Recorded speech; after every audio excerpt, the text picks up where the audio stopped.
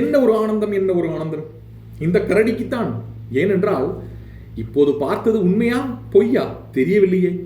ஒரே வாரத்தில் தனது தலைக்கணம் தலைக்கீறி இருக்கக்கூடிய ஒரு தலையை அப்படியே அந்த கணத்தை வெட்டி எடுத்து தரை மட்டுமாக்குவதை பிக்பாஸ் வீட்டிற்குள் பார்ப்பது அரிதான காட்சி அல்லவா?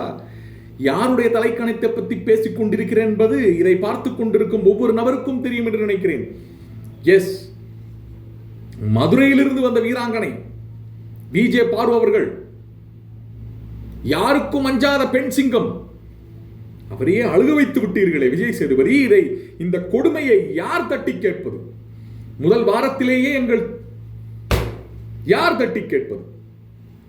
சரியில்லை, சுத்தமாக சரியில்லை. இனி கண்டென்ட்டுக்கு என்ன செய்வீர்கள்? கேமராக போய் உட்கார்ந்து புலம்புவது யார்? புலம்ப மாட்டார்களே. அதை நினைச்சாதான் எனக்கு கஷ்டமா இருக்கு. என்ன பண்ண போறாங்கன்னு தெரியல. நீ என்னங்க தலைவி அழுக வச்சுட்டீங்க.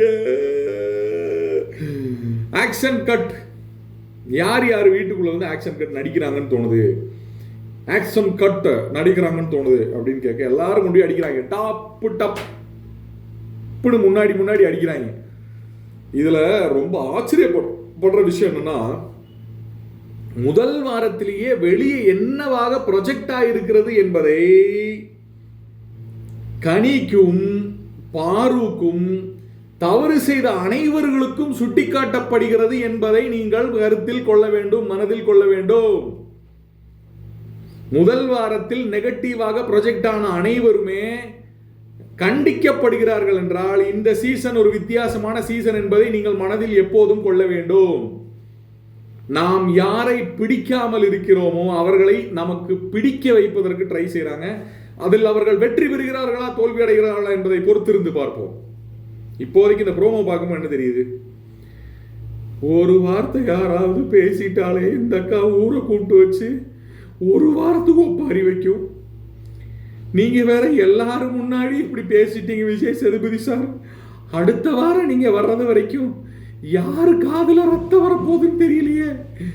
எங்க அக்கா யார கூட்டு வச்சு செய்ய போகுதுன்னு தெரியலையே. ஆண்டவா, ஐயோ ஐயோ. எனக்கு இப்ப என்ன பெரிய ஒரு டவுட்டா இருக்குன்னா, விஜய் சேதுபதி பார்வை பத்தி ஏதாவது பேசிட்டு இருக்கும்போது, ஏதாவது சொல்லிட்டு இருக்கும்போது, சார் அதெல்லாம் தப்பு சார், சார் அதெல்லாம் வந்து அப்படிலாம் வந்து யாரையும் இது பண்ணக்கூடாது சார், அவங்க மேலே ஒன்றும் தப்பு இல்லை சார், அவன் கமருதீன் மேலே தான் சார் ஃபுல்லாக தப்பு, அவங்க வந்து அப்படி ஒன்றும் பார் வந்து ரொம்ப ரொம்ப இன்டெலிஜென்ட்டான ஒரு பொண்ணு சார் அப்படின்னு யாராவது பேசிடுவாங்களோன்னு பயமா இருக்கு.